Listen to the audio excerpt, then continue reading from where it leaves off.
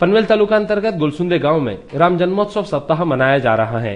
राम जन्मोत्सव के उपलक्ष्य में गुलसुंदे गांव में राम मारुति मंदिर परिसर में बनाए गए भक्त निवास का उद्घाटन प्रख्यात प्रवचनकार प्रोफेसर सुगा शेवड़े के हाथों किया गया।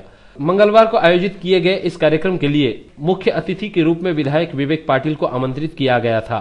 तो इस अवसर पर प्रख्यात रचनाकार राजन टिपनिस, पंचायत समिति के पूर्व सभापति गजानन माली, पूर्व जेडपी सदस्य सुरेश ठाकुर, पंचायत समिति सदस्य निशा ठाकुर, राष्ट्रपति पुरस्कार विजेता महेश भालेराव, श्रीराम मारुति देवस्थान के अध्यक्ष गणेश जोशी आदि सहित मंदिर के ट्रस्टी, उत्सव कमेटी के सदस्य तथा श्रद्धालु बड़ी संख्या में उपस्थित थे।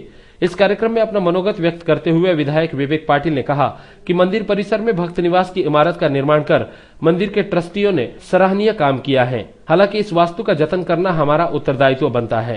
या ठिकाणी बरीचशी मंडळी आपली बाहेर येत असतात। गुलसुंदेकर जरी असले तरी गुलसुंद्यातले लोक आता पुणे, मुंबई, ठाणे, भिवंडीमध्ये आणि इतर ठिकाणी बरेचसे राहायला गेलेले आहेत। त्यांनाही इथे यायचं असतं, कारण मूळ गाव जे आपलं असते, गावाची ओढ आणि प्रेम हे निश्चितच जास्त असते। आणि ज्यांना गावाची प्रेम आहे, गावाची ओढ आहे, त्यांना इथे राहायला आल्यानंतर त्यांची राहायची चांगली सोय झाली पाहिजे। या चांगल्या हेतून हे भक्त निवास या ठिकाणी आपण चांगलं बांधण्यात आलेले आहे। त्याचा आता शेवडे सरांच्या हस्ते या ठिकाणी लोक प्रदान करण्याचा कार्यक्रम इथे झाला आहे। त्याची विधिवत घोषणा ते त्यांच्या भाषणातून करतील।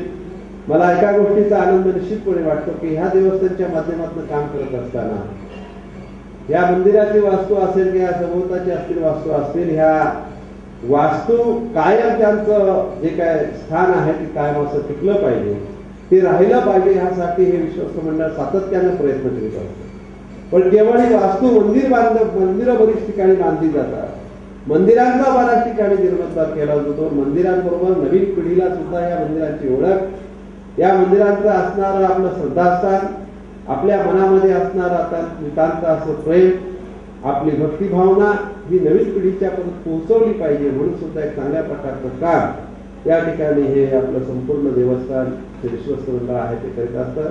अनेक कार्यक्रमाला मी या ठिकाणी येतो, विविध मागण्या होत असतात, त्या पुऱ्या केल्या जातात। आत्ताच आमचे सहकारी विधवंस यांनी एक घटाची मागणी केलेली आहे।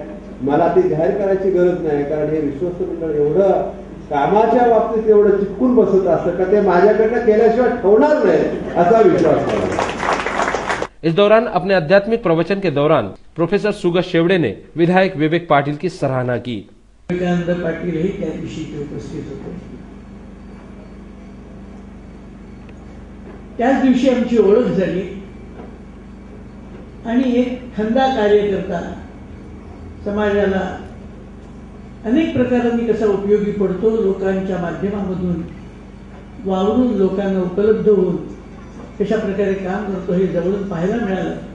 आज पुन्हा 4 वर्षांनी ही आठवण जागी झाली।